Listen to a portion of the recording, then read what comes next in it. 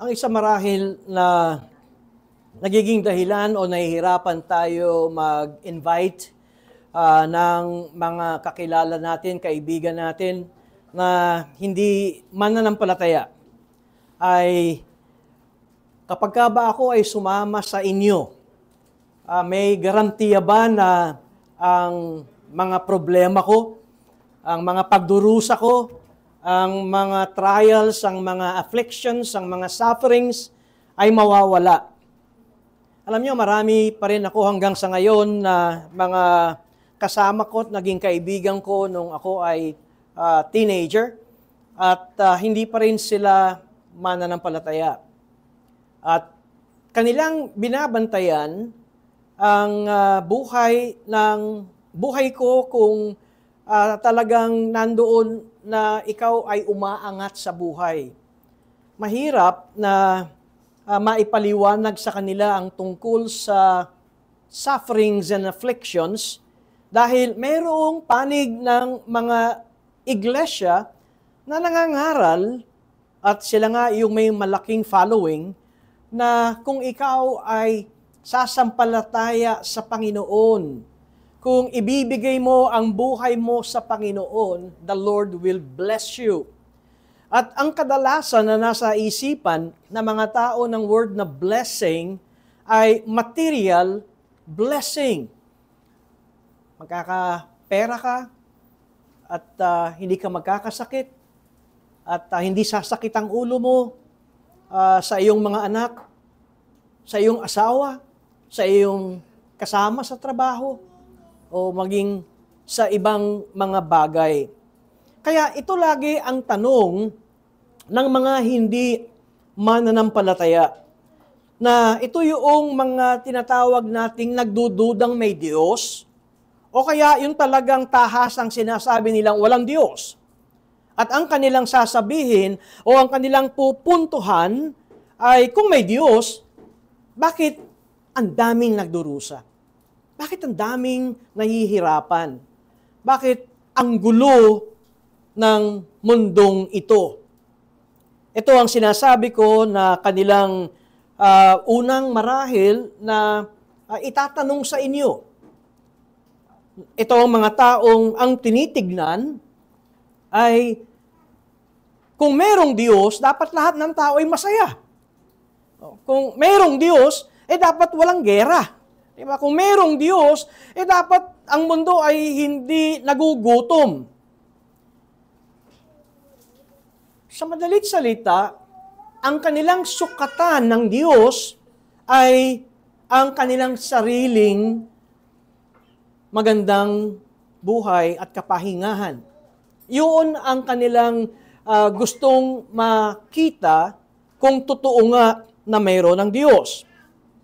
Ngunit sa atin na mga mananampalataya, sa atin na mga Kristiyano, sa atin na maalam o nagbabasa ng banal na kasulatan, ang ganitong uri ng sukatan na kinakailangan ang Diyos ay mapagbigay, ang Diyos ay may pag-ibig, at ang mapagbigay at pag-ibig ay tatanggalin ang aking sakit, tatanggalin ang malas ko sa buhay ko, hindi ako maghihirap. Kanina ay narinig natin yung mga creation mandate na sinasabi na hindi na ako magtatrabaho. Di ba? Minsan ito ang isip na kapag ikaw ay naging Kristiyano, hindi mo na kinakailangan magtrabaho. Narinig natin na bago pa nahulog sa kasalanan si Adan, bago pa ang kasalanan ay mayroon ng creation ordinance o creation mandate na ang tao ay magtrabaho. Kaya tanggalin natin sa isipan natin na ang blessing ng Diyos ay parang si Juan Tamad, yung nakahiga sa ilalim ng puno at nakanganga na lang at hinihintay na mahulog ang prutas sa kanya at ngunguya na lamang siya. Yan ay maliwanag na taliwas sa salita ng Diyos. Ang totoo, kahit ikaw ay Kristiyano, kahit ikaw na ang isang tao na makikita natin na may pagmamahal sa Diyos, tayo ay makakaranas ng pagdurusa. Narinig ba ninyo yung kasabihang, ang buhay ng tao simula sa unang hininga hanggang sa huling hininga ay merong daing. Halimbawa, napapanood na natin ito, ang sanggol. Pag sinabi ang sanggol ay buhay, ano ang unang-unang sinasabi ng sanggol? Siya'y umiiyak. At hindi ba't bago tayo mamatay, tayo rin ay dumadaing? Tayo rin ay nagpapahayag ng sakit at daing? Wala ata akong nakitang Kristiyanong namatay na nakangiti. Lahat ay mayroong daing at hirap dahil ito ang bunga ng kasalanan.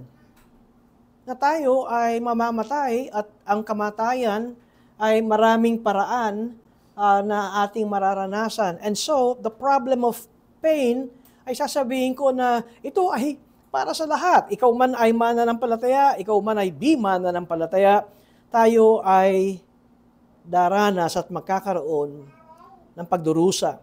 At dito sa ating teksto, sa umagang ito, binabaybay natin at iniisa natin ang aklat ng awit. At dahil ang awit 119 ay talagang napakahaba, at ito ay binubuo ng 176 verses, kung kaya't ito ay ating hinahati-hati. At sa awit 119 ay kapansin-pansin ang tinatawag nating alpabeto ng Hebreo. At ngayon, tayo ay nasa Hebrew alphabet na nagsisimula sa Tet. Tatlo ang nais kong talakayin natin sa umagang ito sa paksa ng bakit ba tayo nagdurusa. At ito ay sa Hebrew alphabet na Tet, at pagkatapos ang Yod, at ang ikatlo ay ang Kaf. Tama yung aking pronunciation ng Hebrew letters. Ito ay simula sa talatang 65 hanggang sa talatang 88. Pakinggan po natin ang salita ng Diyos. Verse 65, talatang 65. Ginawan mo ng mabuti ang iyong lingkod, O Panginoon, ayon sa isang salita, O Panginoon, ayon sa iyong salita. Turuan mo ako ng mabuting pagpapasya at kaalaman, sapagat ako'y sumasampalataya sa iyong kautusan. Bago ako nagdalamhati, ay naligaw ako. Ngunit ngayoy tinutupad ko ang salita mo. Ikaw ay mabuti at gumagawa ng mabuti. Ituro mo sa akin ang iyong mga tuntunin. Ang mayabang ay kumatha ng kabulaanan laban sa akin. Ngunit aking tutuparin ang iyong mga tuntunin ng buong puso ko. Ang puso nila ay matabang gaya ng sebo, ngunit ako'y natutuwa sa kautusan mo. Mabuti sa akin na pinapagpakumbaba ako upang aking matutunan ang mga tuntunin mo. Ang kautusan ng iyong bibig ay higit na mabuti sa akin kaysa libo-libong pirasong ginto at pilak. Ako'y ginawa at inanyuan ng iyong mga kamay. Bigyan mo ako ng pag-unawa upang ang iyong mga utos ay aking matutunan. Silang natatakot sa iyo ay makikita ako at matutuwa, sapagkat ako'y umasa sa iyong salita. O Panginoon, nalalaman ko na matuwid ang mga pasya mo, at sa katapatan ay pinangumbaba mo ako. Ang iyo nawang tapat na pag-ibig ay maging kaaliwan sa akin, ayon sa pangako mo sa iyong lingkod. Dumating nawa sa akin ang iyong habag, upang ako'y mabuhay, sapagkat ang kautusan mo'y aking katuwaan. Mahiya ang masama, sapagkat pinabagsak nila ako na may katusuhan para sa akin. Ako'y magbubulay-bulay sa iyong mga kautusan. Bumalik nawa sa akin ang natatakot sa iyo at silang nakakakilala ng iyong mga patutuo. Ang aking puso sa iyong mga tuntunin ay maging sakdal nawa upang huwag akong mapahiya. Nangihina ang aking kaluluwa para sa pagliligtas mo. Sa iyong salita ay umaasa ako. Nanlalabo ang aking mga mata sa paghihintay sa iyong pangako. Aking tinatanong, kailan mo ako aaliwin? Sapagkat ako'y naging parang balat na lalagyan ng alak na nasa usok. Hindi ko kinalilimutan ang iyong mga tuntunin. Gaano karami ang mga araw ng iyong lingkod? Kailan mo hahatulan ang mga umuusig sa akin? Ang mapagmataas ay gumawa ng hukay na patibong para sa akin. Mga taong hindi sang-ayon sa iyong tuntunin. Tiyak, ang lahat ng mga utos mo. Kanilang inuusig ako ng kasinungalingan. Tulungan mo ako. Halos sa ibabaw ng lupa ako ay kanilang winakasan. Ngunit ang mga tuntunin mo ay hindi ko tinalikuran. Muli mo akong buhayin ayon sa iyong tapat na pag-ibig upang aking maingatan ang mga patutuo ng iyong bibig. Pagpalain nawa tayo ng kaniyang salita. Panginoon, marami pong salamat sa inyong salita. Malaya na nababasa namin ito, malaya na napag-aaralan namin sa araw na ito, malaya na kami ay nagkakaroon ng pagtitipon sa munting lugar na ito. Kayo po ang siyang magbigay sa amin ng pangunawa ng mga sinasabi ng mga awit na ito at sa gayon maging kami ay magkaroon ng ganitong pagpapahayag sa inyo na kahit na kami ay inaalipusta, na kahit na po kami ay dumaraan ng mga kabigatan sa aming mga buhay, na kahit na kami ay nagdurusa sa oras na ito, ay masabi namin na ang aming puso ang siyang kagalakan at ang kagalakan sa inyong harapan dahil ang inyong salita ang siyang nagpapalakas at nagbibigay ng pag-asa sa amin. Sa ngalan ni Jesus. Amen.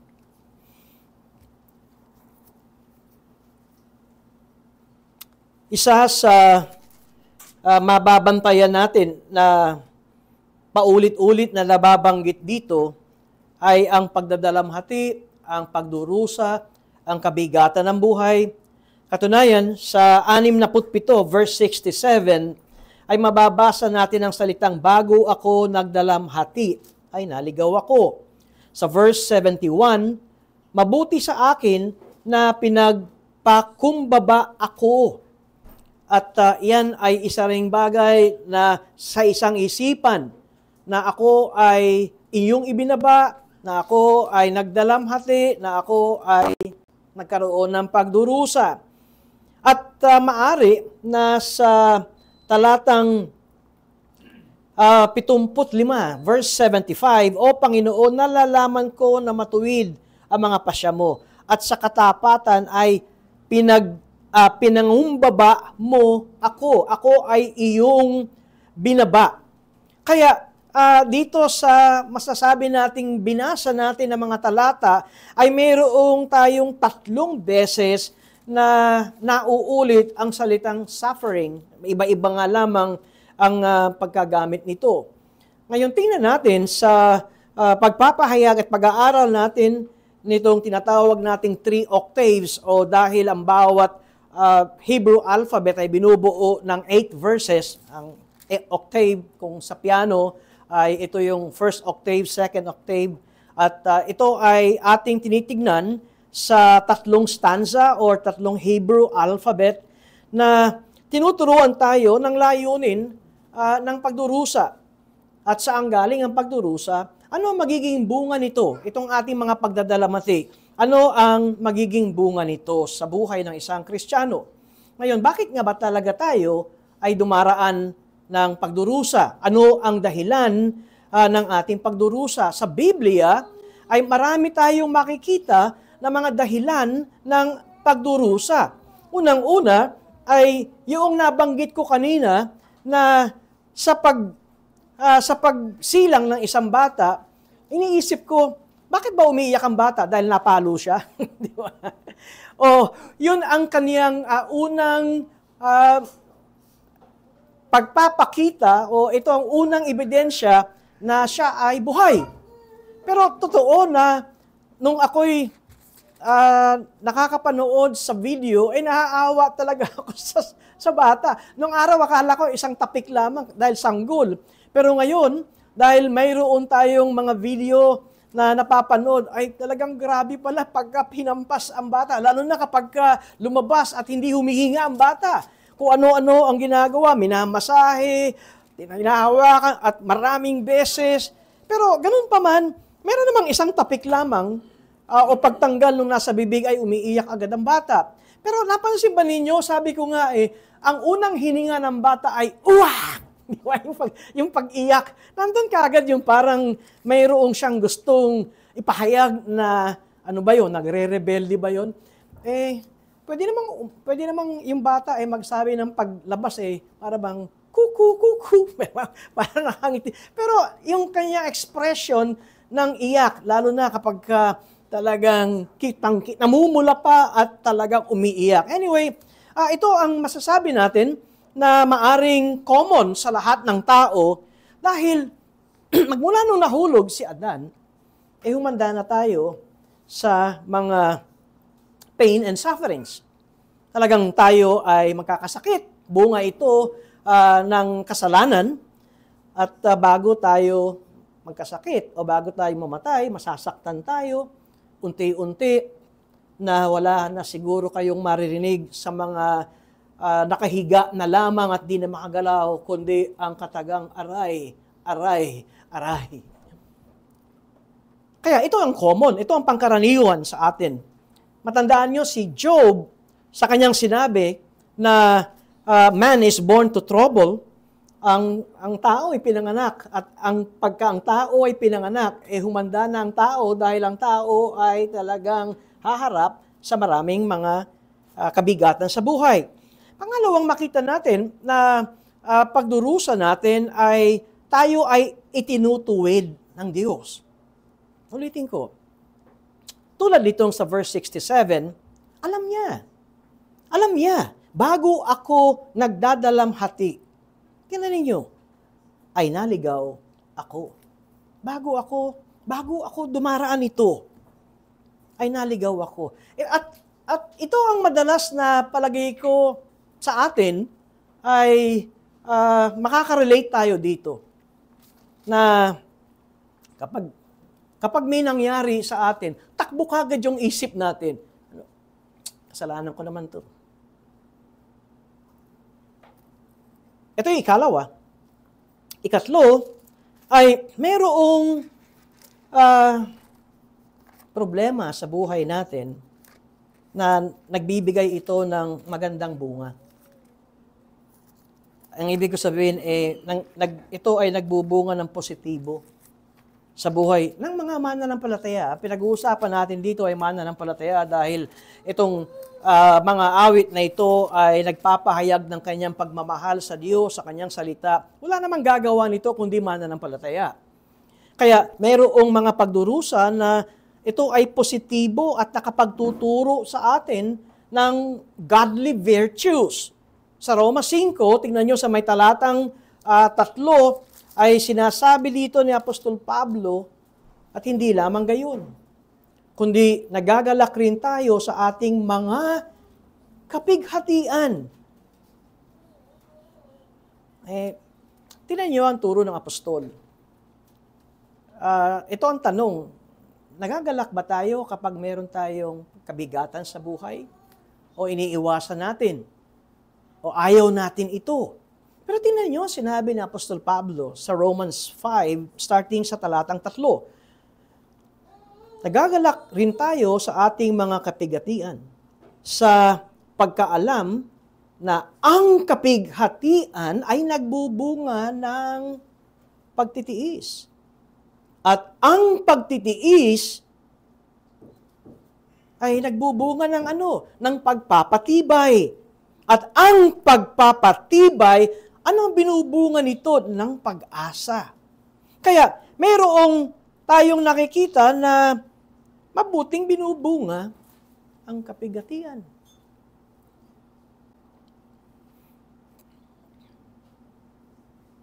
Merong mga problema na isa lang ang dahilan.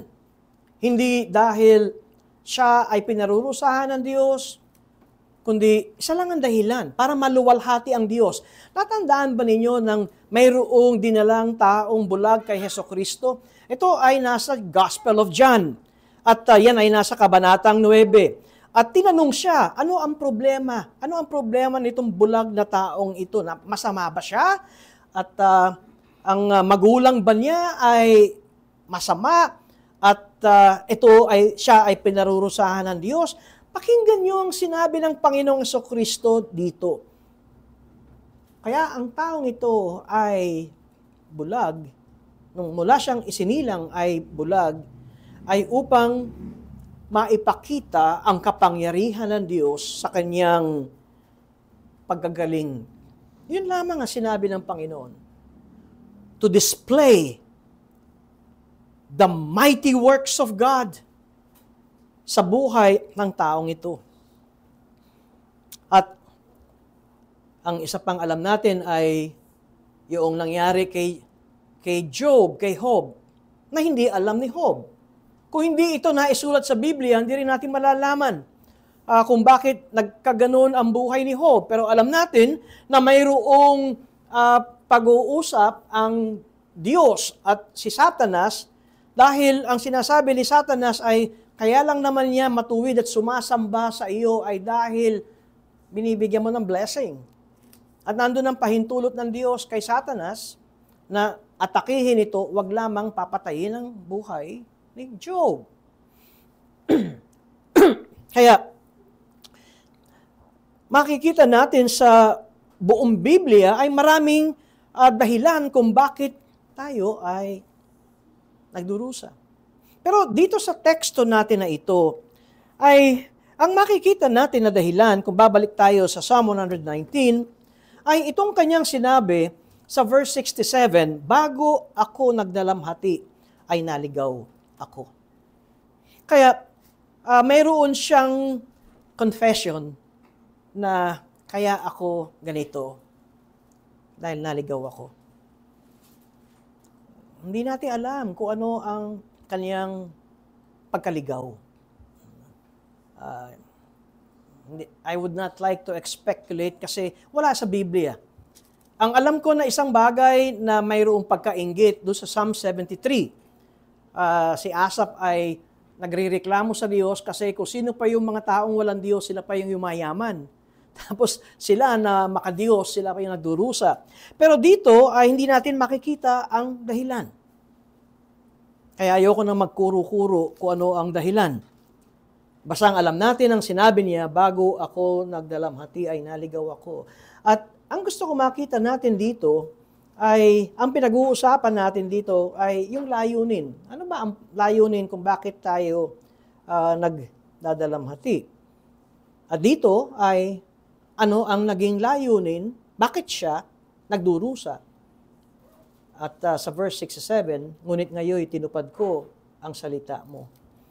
Kaya unang-una na makikita natin, batay sa talatang ito, ay ang layunin ay upang siya ay matutong sumunod sa salita ng Diyos. Meron ba tayong ganitong karanasan? Alam natin. Kaya nagkaganito ang buhay ko. Kung kaya't nang sasabihin natin, from now on, Lord, susunod na ako sa iyong salita. Dahil hindi ako makakatakas sa iyong kamay. Kung minsan, parang ganito ang isipan natin. Ano yung punto ko na para bang akala natin ay matatakasan natin ng Diyos? Mananahimik tayo, magsisikreto tayo, pero samantalang maliwanag naman sa atin na sinasabi natin na nalalaman ng Diyos ang lahat. Tapos sinasabi rin natin na hindi lamang yung God is all-knowing, God is everywhere. na kahit sa pinakamadilim at pinakasulok na lugar na parang ikaw na lamang ang tao, para makala natin ay makakatakas tayo sa presensya ng Diyos. Kaya, yun ang una. Pangalawa, sa verse 71 ng talatang ito, mabuti sa akin na pinagpakumbaba mo ako upang aking matutunan ang mga tuntunin mo. Kaya, nauna muna, no? Nauna muna na siya ibinaba ng Diyos. Nauna muna yung kanyang pagdurusa. Kung minsan kasi, kailangan talagang mabukulan muna tayo eh. Kung lahat maganda, ay talagang parang smooth sailing tayo, ang understanding natin eh, the Lord is blessing me. Perhaps I'm doing good. O kaya, baka nakakatakas ako sa Diyos. Pero kapag tayo ay natauhan, ay naroong maunawaan natin ang salita ng Diyos. Sabihin natin, hindi nga ako makakatakas sa Diyos.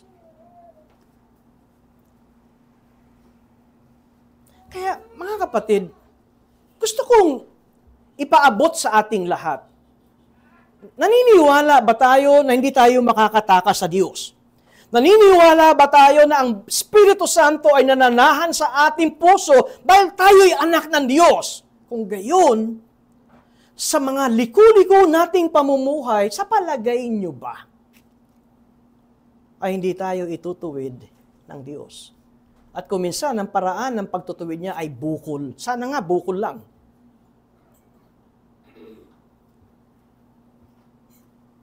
Ngunit,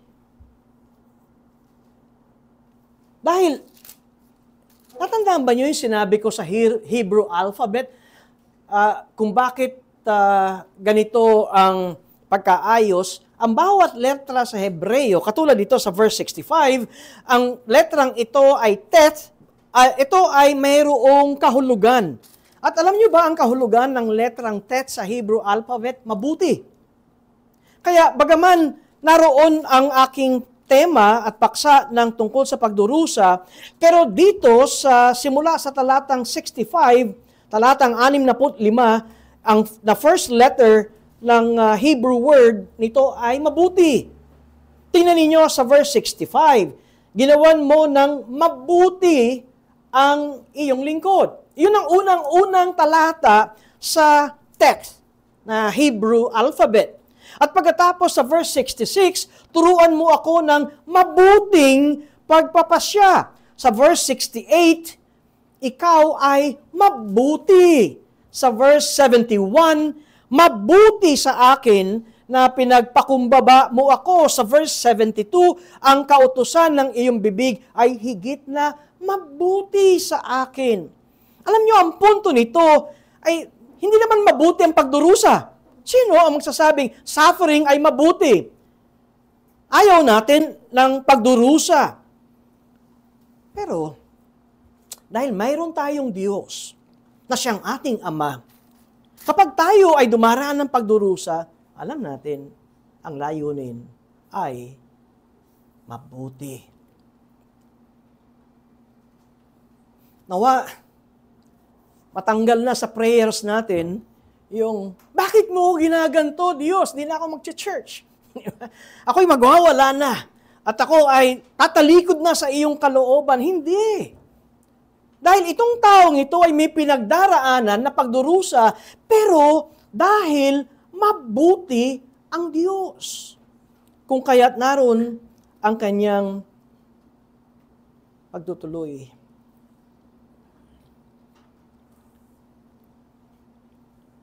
Di ba't sinabi ng Panginoon, huwag kayong magtaka kapag kayo ay inuusig. Dagdagan ko, hindi sinabi ng Panginoon, sinabi ko, huwag kayong magtaka kapag kayo ay nagdurusa. Dahil kabahagi ng buhay ng tao, ang pagdurusa, yung general suffering na sinasabi ko, common to all people, pero sa atin ay mayroon tayong mga daraanan na pagdurusa. Dahil tayo ay tinutuwid. Kaya, Pag nakita natin, saan galing ang pagdurusa? Di ba sinabi ng Panginoong Yesus na hanggat di nawawala ang langit at lupa, maging yung pinakamaliit na letra o tuldok ng aking salita ay hindi mawawala hanggang sa ito ay maganap. Well, ang point natin, lahat ng sinasabi sa banal na kasulatan ay magaganap. Kung kaya't kapag sinasabi sa Biblia na bakit ka parang nabibigla kapag ka ikaw ay may pagdurusa? Bakit ikaw ay napipikon kapag ka ikaw ay inuusig? Bahagi ito ng Christian life natin kung ang ating Panginoon ay nagdusa at pinersecute. Gayon din ang lahat ng kanyang mga followers. Sa verse 75, O Panginoon, nalalaman ko na matuwid ang mga pasya mo at sa katapatan ay pinangumbaba mo ako. Pinangumbaba mo ako. Kanyang sinabi na kayong humubog sa akin. Dito sa ating binasa. Ngayon, simula yan sa Genesis, na ang Diyos ang humubog ng tao. Kaya't, ano ang makapagbibigay sa atin ng encouragement na kahit na tayo ay dumaraan ng pagdurusa? O Panginoon, nalalaman ko na matuwid ang mga pasya mo. Kahit na anong pagsubok at kabigatan ng ating pinagdaraanan, God is faithful. Kahit sa ating pagdurusa.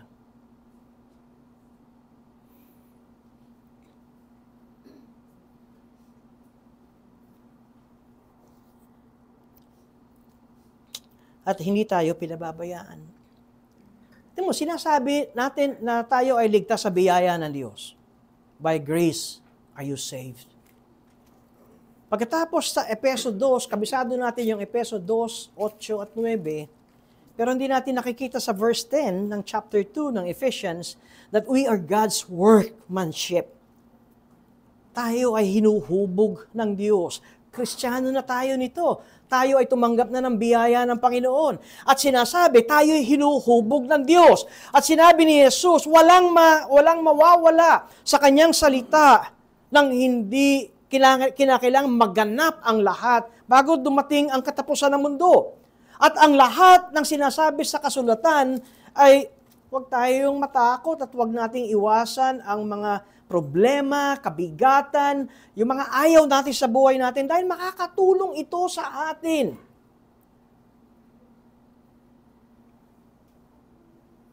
At sinasabi natin na tayo ay isang reformed na believer na humahawak tayo sa mga reformed doctrines, at ang isa sa malakas sa atin is not only the sovereignty of God, ang ibig sabihin, walang nalalaglag. Si R.C. Sproul ay nagsabing, not even a single atom na gumalaw sa kanyang sarili, pati yun ay kontrolado ng Diyos. Ayun, di yung problema natin na dumadaan ngayon, saan napapasok yun? Providensya ng Diyos. Ang providensya ng Diyos ay yung mga nangyayari sa atin sa kasalukuyan. Ano ang mga nangyayari sa atin sa kasalukuyan? Ano ang pagdurusa mo sa kasalukuyan? Ano ang umahamon sa iyo sa kasalukuyan? Hawak yan ng Diyos. At hindi tayo pababayaan ng Diyos. Dahil tayo ay kanyang hinuhubog. Kaya, sa verse 76, ang iyon nawang tapat na pag-ibig ay maging kaaliwan sa akin. Alam niyo, makapagbibigay sa atin ng one step forward. Nung ako'y bata pa, meron kaming larong ganun eh.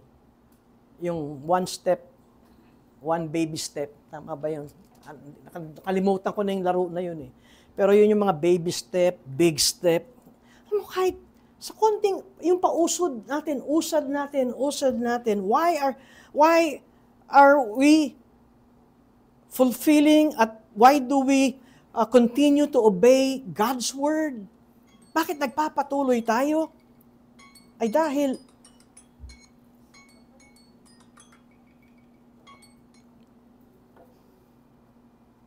alam natin na hindi tayo iwanan ng Diyos.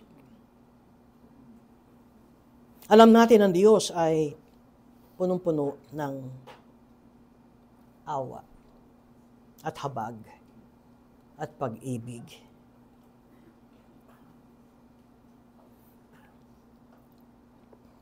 At kapag tama ang ating paghawak at pamumuhay sa mga problema natin, pakinggan nyo ito sa verse 79. Bumalik nawa sa akin ang natatakot sa iyo. Tingnan niyo ang gusto kong bigyan ng din. At silang nakakakilala ng iyong mga patutuo. Yung mga nagmamahal sa iyo, edi ito ay kapwa kong mga mananampalataya. Bumalik nawa sa akin ang mga nagmamahal sa iyo. Bakit kaya sinabing bumalik nawa sa akin ang nagmamahal sa iyo? Eh baka ito yung panahon na hindi mo na control yung iyong problema at di mo kaya. Whack! Di ba? Eh, ikaw ay nasa fighting mode. Eh wala, pagka ganun nang nakikita ng iyong mga brothers and sisters, kahit gusto kang yakapin, ganun ka kagad ng ganun, paano ka malalapitan? Gusto kang yakapin, eh hindi lang may ganun, may pangil ka pa. Kaya, bumalik nawa sa akin ang natatakot sa iyo. At silang nakakakilala ng iyong mga patutuo.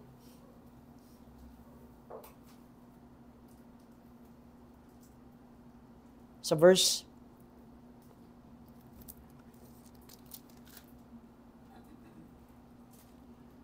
74, akit tayo ng konti. Silang natatakot sa iyo. Tingnan niyo ito. Silang natatakot sa iyo ay makikita ako at matutuwa sapagkat ako'y umasa sa iyong salita. Ha? Matutuwa na sila sa akin ngayon. Alam mo bakit? Nawala na yung tiger stance, fight mode, cage mode. Nawala na yung aking pangil. Naunawaan ko kung bakit naging ganito ang buhay ko. Ngayon, ako'y namumuhay ng marami na ngayong natutuwa. Bakit? Sa aking patutuo. Naggrabe yung pinagdaanan ko. Magmula sa tigre ay naging kuting. Anong pinagkaiba ng tigre sa kuting? Ay hindi mo pwedeng yakapin ang tigre. Ang kuting ay pwede mong yakapin. At ipinakikita niya ang pag-uugali ng mga mayayabang sa verse 78. Mahiya ang masama sapagkat ilabagsak nila ako na may katusuhan. Marahil kung bakit siya depressed o naging depressed sa bagay na ito ay dahil sa pagtutulong na siya ay pabagsakin. Ngunit, ano ang makikita natin? Sa verse 84, gaano karami ang mga araw ng iyong lingkod? Kailan mo hahatulan ang mga umuusig sa akin? Ang mapagmataas ay gumawa ng hukay na patibong para sa akin. Mga taong hindi sang-ayon sa iyong tuntunin. Meron talagang tayong makikita na ito ay pinagtulungan ng mga unbelievers, na mga taong mayayabang at walang takot sa Diyos na siya ibagsak. Meron tayong kasabihan, di ba? Alam niyo yung isang pagka nagko-comfort tayo sa ating mga kasama sa church, kapwa Kristiyano, huwag kang mawala ng pag-asa, kapatid. Di ba? Ang point natin habang may hininga, huwag kang mawala ng pag-asa. Totoo naman, habang may hininga, huwag kang mawala ng pag-asa. Pero alam niyo ba, may kasabihan, hindi lamang tayo mga Pinoy, may kasabihan, even sa ancient world, kahit wala ka ng hininga, ikaw ay umasa. Kahit patay ka na, yun ang ibig sabihin. Kahit patay ka na, o kahit na sukat na ang iyong mga huling hininga, ako'y aasa. Ilan ang nakita ko na alam nilang sila'y mamamatay na. Meron tayo rito na mga kasama sa atin, na mga miyembro. Meron kayo dito na mananampalataya na asawa na handa na sila. Katunayan, tinatanggihan na nilang sila ay buhayin dahil willing na silang makasama ang Panginoon. Ako'y may personal na karanasan sa aking ama na gulat ang mga doktor sa kanyang sinasabi hanggang siya'y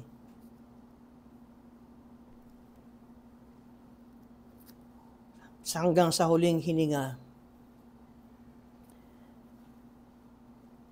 Ito ang mga tao na makikita natin, anuman ang kanilang kalagayan, sila ay magtitiwala sa Diyos. Ito ang mga tao na ang salita ng Diyos hanggang sa huli, ang kanilang comfort. Kung sila hindi na makabasa dahil sa mata, ang kanilang huling hihingin, magpatugtog ka ng Christian hymns. Kahit na hirap na ang aking mata, ako'y nakakapakinig ng mga makalangit ng mga awitin. Mga kapatid, kuminsan, kay daling sabihin, hindi ko ipagpapalitan Diyos sa buhay ko. Kuminsan, ang daling sabihin ito. Pero kapag dumating ang matinding pangangailangan, ang salita ay lumilipad. At dahil ikaw ay anak ng Diyos, ibabalikan ng Diyos. Pero kuminsan, sa paraan ng pagdurusa, ikaw ay ibababa ng Diyos para matuto kang muling tumingin sa Kanya at sabihin, ikaw lamang ang aking Diyos. Ilang beses na ba tayong ibinaba ng Diyos sa buhay natin?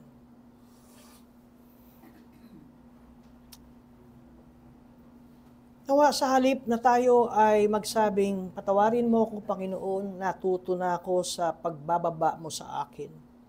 Ngayon, susunod na ako sa iyong salita. Kaysa yung tao lang. Alam niyo yun? Hindi pagsisisi yun eh. Tao lang. Lahat naman tayo gumagawa nito. Hindi ito pagsisisi. Ang pagsisisi ay may paglapit sa Diyos. Minsan meron akong narinig na pagtuturo dito na sinasabi na, tingnan nyo ang letter ng 3 octave o itong huling 8 set ng talata, verses 81 to 88, ay ang letrang Kap. At pag nakita natin yan sa Hebrew letter, yan ay half. Yan ay letter C.